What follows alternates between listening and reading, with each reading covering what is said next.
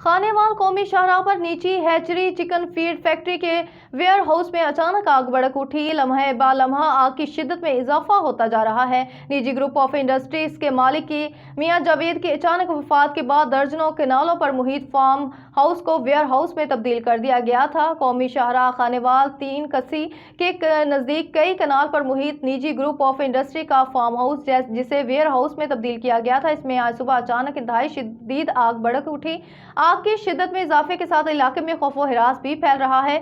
जदीद हाउस निजी group of industry, जो कि चिकन की फीड और हैचरी चूजा निकालने की सबसे बड़ी फैक्ट्री है, का वेयर हाउस में आग लगने की वजह मालूम नहीं हो सकी।